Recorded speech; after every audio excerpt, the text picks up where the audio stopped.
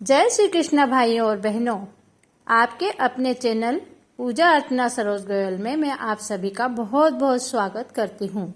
आज के इस वीडियो में मैं चैत्र मास में आने वाली कृष्ण पक्ष की पाप मोचनी एकादशी का महत्व बताऊंगी और उसकी पूजन सामग्री, पूजन विधि और एकादशी की कथा भी सुनाऊंगी।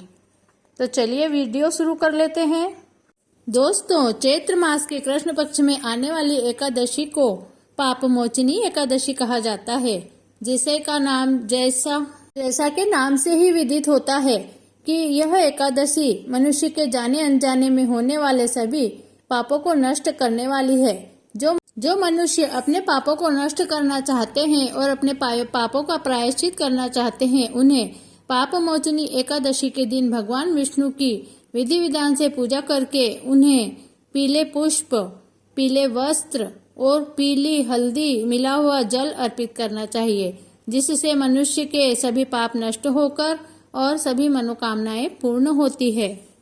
पाप मोचनी एकादशी के दिन तुलसी के पौधे की विधि विधान से पूजा करें, दीपक लगावें और 11 परिक्रमा करें। इससे आर्थिक स्थिति अच्छी होती है।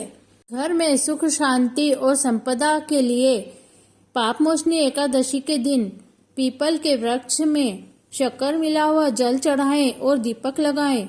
इससे घर में सुख शांति समृद्धि आती है। जैसा कि सर्वविदित है कि एकादशी का व्रत एक दिन पहले ही चालू कर देना चाहिए। दशमी के दिन ही सात्विक भोजन एक टाइम करें और सूर्यास्त के बाद भोजन नहीं करना चाहिए। 11 के दिन ब्रह्म मुहूर्त में उठकर स्नान ध्यान करके अपने नहाने के पानी में हल्दी डालकर नहाएं और भगवान को उसके बाद स्वच्छ कपड़े पहनकर भगवान श्री हरि नारायण और विष्णु की मूर्ति और फोटो स्थापित करके और उनकी पूजा करें। अगर भगवान का श्री विग्रह है तो उनका अभिषेक करें। हल्दी मिले जल से उन्हें नहलाएं और शुद्ध स्वच्छ जल से नहलाकर उन्हें पीले वस्त्र पहनाएं और धूप दीप अगरबत्ती लगाकर और घी का दिया लगाकर उनकी आरती करें। पीले पुष्प चढ़ाएं, पीली मिठाई का भोग लगावें। इस तरह पूजा अर्चना करके भगवान श्री हरि विष्णु की आरती करें और उनसे यह प्रार्थना करें कि हे भगवान, हमसे जो जाने अनजाने में पाप हो गए हैं वो सभी नष्ट हो जाएं, ऐसी कृपा कीजिए। पाप मोचनी एकादशी के दिन तुलसी की 11 परिक्रमा लगाना चाहिए और घी का दीपक लगाना चाहिए, जिससे घर की आर्थिक स्थिति सुधरती है और भगवान श्री हरि विष्णु बहुत अधिक प्रसन्न होते हैं। पाप मोचनी एकादशी की यह कथा भविष्योत्तर पुराण से ली गई है, जिसे भगवान श्री कृष्ण ने धर्मराज युधिष्ठिर को सुनाई थी। पाप मोचनी एकादशी की यह कथा भगवान श्री कृष्ण धर्मराज युधिष्ठिर को सुनाते हुए कहते हैं कि हे राजन, चैत्र मास के कृष्ण पक्ष की एकादशी का नाम ही पाप मोचनी एकादशी है। इसका व्रत करने वाले के समस्त पाप नष्ट हो जाते हैं। आपको इस विषय में एक पौराणिक कथा सुनाता हूँ, ध्यान पूर्वक सुनिए। प्राचीन काल में जहाँ सदा बसंत रहता था, ऐसा कुबेर का चैत्र रथ नाम का एक सुंदर सुहावना वन था। उस वन में गंधर्व कन्याएं सदैव विहार किया करती थी और उसी वन में इंद्र भी अन्य देवताओं के साथ मिलकर क्रीड़ा किया करता था।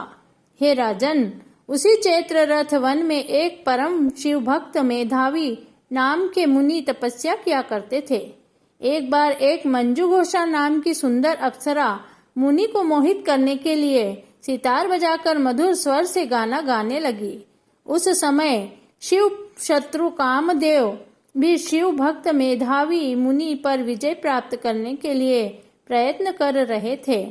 तब कामदेव ने मंजू घोषा अप्सरा की भ्रगुटी को धनुष बनाकर कटाक्ष की प्रत्यंचा बांध करके नेत्रों को संकेत बनाया और कुचों की कुरी बना मंजू घोषा को सेना नायक बनाकर मुनि के ऊपर अपना प्रहार किया। उस समय वह मेधावी मुनि भी हृष्ट पुष्ट तथा युवा आयु वाले थे, दूसरे कामदेव के समान प्रतीत होते थे। कामदेव के वश में होने वाली मंजू घोषा अप्सरा ने धीरे धीरे मधुर वाणी से वीणा पर गाना प्रारंभ कर दिया। वह मुनि भी उस अप्सरा के सौंदर्य और गाने पर मुग्ध हो गए। मंजू घोषा ने मुनि को कामदेव से पीड़ित और अपने ऊपर आसक्त जानकर जिस प्रकार वायु के प्रभाव से लता वृक्ष से आलिंगन करती है, उसी प्रकार वह अप्सरा उस मेधावी मुनि से आलिंगन करने लगी। वह मेधावी मुनि कामदेव के प्रभाव से वशीभूत होकर उस अप्सरा के साथ बहुत काल तक रमण करते रहे। एक दिन मंजू घोषा अप्सरा ने मेधावी मुनि से कहा, हे मुनि, अब मुझे बहुत काल रहते व्यतीत हो गया है, अतः मुझे स्वर्ग जाने की आज्ञा दीजिए। मंजू घोषा के वचन सुनकर मुनि ने कहा, हे सुंदरी, तू अभी और आज इसी संध्या को तो आई है, अतः अभी कुछ काल तक मेरे पास और ठहर जा। प्रातः काल तो चली जाना। मुनि के आग्रह करने पर वह अप्सरा वहां पर ठहर गई और कुछ काल वहीं पर रहकर व्यतीत किया। एक दिन फिर अप्सरा ने मुनि से स्वर्ग जाने की आज्ञा मांगी।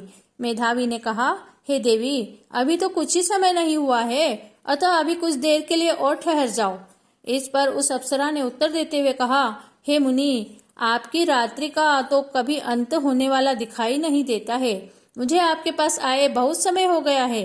मंजू घोषा के वचनों को सुनकर मेधावी मुनि को ज्ञान प्राप्त हुआ और उन्होंने जब रमण करने के समय का विचार किया तो 56 वर्ष 6 माह 3 दिन व्यतीत हो गए थे। यह जानकर वह मुनि उस अप्सरा को काल रूप जानने लगे। तब तो वह अपना तप नाश करने वाली अप्सरा की ओर क्रोधावेश हो देखने लगे। उनके अधर क्रोध से कांपने लगे और समस्त इंद्रियां थरथराने लगी। उन्होंने उस अप्सरा को श्राप दिया कि रे दुष्ट, तू पिशाचिनी हो जा। तू महापापिनी और दुराचारिणी है। तुझे धिक्कार है कि तूने मेरी तपस्या को भंग किया है। मुनि के श्राप से यह अप्सरा पिशाचिनी बन गई। तब उसने प्रार्थना करके मुनि से कहा कि हे मुनि, अब आप क्रोध को त्याग कर मुझ पर प्रसन्न हो जाइए और इस श्राप का निवारण कीजिए। उसकी इस बात को सुनकर मुनि ने शांत होकर कहा, अरे दुष्टा, तूने मेरा बड़ा बुरा किया है, परंतु फिर भी मैं तुझे इस श्राप से मुक्ति पाने का उपाय बताता हूँ। चैत्र मास के कृष्ण पक्ष की पाप मोचनी एकादशी का व्रत करने से तेरी यह पिशाचिनी की देह छूट जाएगी। तब मुनि ने उसे व्रत की विधि आदि सब बता दी। अपने पापों का प्रायश्चित करने के लिए वह मेधावी मुनि अपने परम पूज्य पिता श्री च्यवन ऋषि के पास आए। च्यवन ऋषि अपने पुत्र मेधावी को देखकर बोले, रे पुत्र, यह तूने क्या किया जो तेरे यह समस्त तप का अंत हो गया है? तब मेधावी ने कहा, हे पिता, मैंने बहुत बड़ा पाप किया है, अतः कृपा करके आप मेरे इन पापों को नष्ट करने का उपाय बताइए। च्यवन ऋषि ने कहा, हे पुत्र, तुम चैत्र मास के कृष्ण पक्ष की पाप मोचिनी एकादशी का व्रत करो। इसके करने से तुम्हारे समस्त पाप नष्ट हो जाएंगे। अपने पिता की आज्ञा मानकर मेधावी मुनि ने विधि पूर्वक उस पाप मोचनी एकादशी का व्रत किया, जिसके प्रभाव से उनके समस्त पाप नष्ट हो गए। उधर मंजू घोषा अप्सरा भी पाप मोचनी एकादशी का व्रत समस्त पापों से मुक्त हो पिशाचिनी देह से छूट गई। उधर मंजू घोषा अप्सरा भी पाप मोचनी एकादशी का व्रत करके समस्त पापों से मुक्त होकर पिशाचिनी देह से छूट गई और सुंदर रूप धारण करके स्वर्ग लोक को चली गई। लोमेश ऋषि ने कहा, हे मानदाता, इस पाप मोचनी एकादशी के प्रभाव से मनुष्य के समस्त पाप नष्ट हो जाते हैं। इसकी कथा श्रवण करने तथा पठन करने से 1000 गोदान का फल प्राप्त होता है। इस तरह सभी व्यक्तियों को अपने समस्त जाने अनजाने में हो गए पापों को नष्ट करने के लिए पाप मोचनी एकादशी का विधि विधान से पूजन करना चाहिए, व्रत करना चाहिए और इस दिन उचित दान दक्षिणा देना चाहिए, तो व्यक्ति के समस्त पाप नष्ट हो जाते हैं। प्रिय भाइयों और बहनों, आपको कैसा लगा हमारा यह वीडियो? अगर आपको पसंद आया है तो इस कथा को अधिक से अधिक शेयर करें और हमारे चैनल को सब्सक्राइब करें और बेल आइकन को प्रेस कर लें, जिससे हमारे समस्त वीडियो सर्वप्रथम आपके पास पहुंचे। जय श्री कृष्णा। दोस्तों, अब मैं आपको बता रही हूँ कि जया एकादशी के दिन भगवान को किस चीज़ का प्रसाद चढ़ाना चाहिए और भगवान के किस नाम का इस दिन जाप करना चाहिए और इसका व्रत करने से मनुष्य को किस योनि में जन्म लेने से छुटकारा मिलता है। 9वीं एकादशी आती है चैत्र मास के कृष्ण पक्ष की पाप मोचनी एकादशी। इस एकादशी के व्रत करने वालों के सभी पाप नष्ट हो जाते हैं। इस दिन श्री गोविंदाय नमः का जाप करना चाहिए और भगवान को इस दिन चिरौंजी और शक्कर का प्रसाद चढ़ाया जाता है।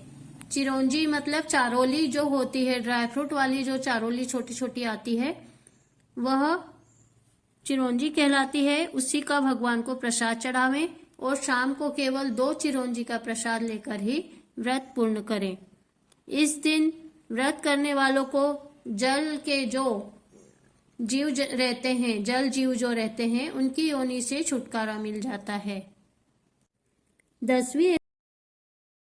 दोस्तों, कैसी लगी आपको मेरी यह जानकारी? अगर आपको मेरा वीडियो पसंद आया है तो ज़रूर से मेरे चैनल को सब्सक्राइब कीजिएगा